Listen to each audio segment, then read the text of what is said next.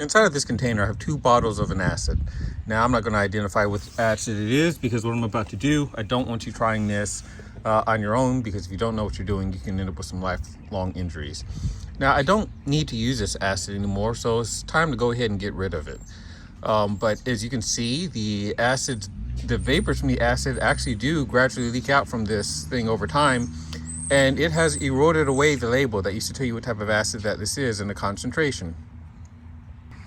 Now I'm going to pour the acid inside of this container, which has an egg, and we're going to see what happens to the egg. And when I get done with this, you can see that this is on a board that is over a container with some liquid in it. That liquid is a base, so when I'm done, I can pour it inside of there in order to start neutralizing the acid.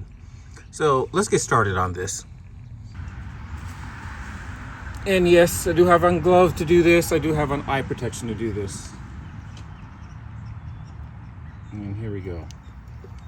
For those of you paying attention, I have it on the edge of this board for a reason. It's kind of interesting that it floats. That's probably from all the bubbles.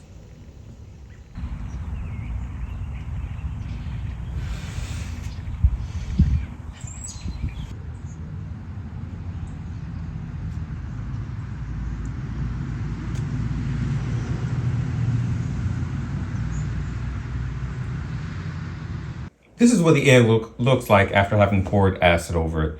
So I showed this to my sister and I told her that it ate the shell away. And at first she said, no, but the shell is still there. Well, not really, because when I pick it up and start squeezing it, you can see this is a whole lot more flexible. So this is a membrane that is there normally under the shell. The shell is completely gone. And I just poured some acid, or had this soaking in some acid for just a few minutes. I showed this to a friend of mine. When he saw it, he told me that it looked like it was just a boiled egg. So I'm going to show you it's not a boiled egg. We're going to cut this thing open. So here we go. Actually, it's kind of tough. Here we go.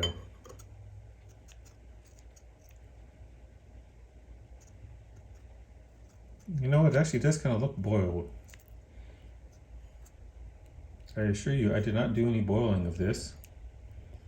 Huh, that's strange. That is weird. So I didn't boil this at all. Did it react with the acid, or was it the heat from the reaction? I don't know what the case was. But in any case, I'm going to assume this is not fit for eating. Looking at it, yeah, the membrane is still easily separated from the yolk that's within it. Okay, that's kind of interesting. Did not know that was going to happen. Okay, now I'm going to go throw this away.